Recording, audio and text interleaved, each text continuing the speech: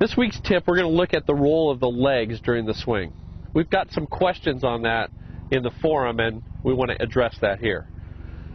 We believe that the legs should be supporting rather than active.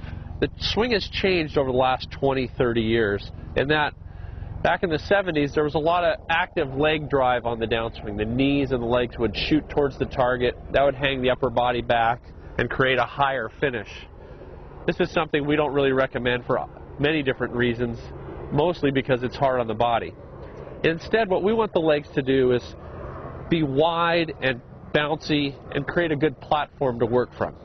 Here's a couple keys for that. First, at setup, we don't want to see either knee kicked in. We want to see the knees out wide, pointing in the direction of the toes. You can see the toes are also not too perpendicular. They're also pointing out a little bit.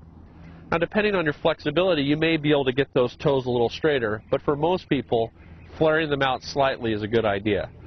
So the toes are out a little, the knees are flexed, and they're out. And instead of a tight feel with a knee kick in, we're getting a nice bouncy athletic feel. Going back, we'd love for you to retain some, if not all, of the right knee flex you have. As you're less flexible, like myself, it's not as easy to keep that knee flex. We see the knees straightening a little bit. But we don't want to see the knees active, moving across. We don't want the heel coming up. We want the legs to be feeling wide and bouncy as you approach the top of the swing. The same thing is true on the downswing.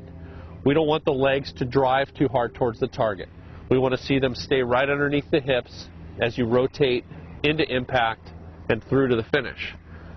So don't let those legs move out from underneath you. As your legs move, your upper body has to compensate to keep you balanced. Instead, we're looking for nice, quiet legs in setup and quiet legs during the swing. Remember, you can use that DSR to draw lines on the outside of your right leg at address, the outside of the left leg at address, to see how much movement you have. The line on the outside of the right leg should have some space between it and the leg at the top of the swing. The one on the outside of the left leg should be covered up at impact as the weight moves towards the target.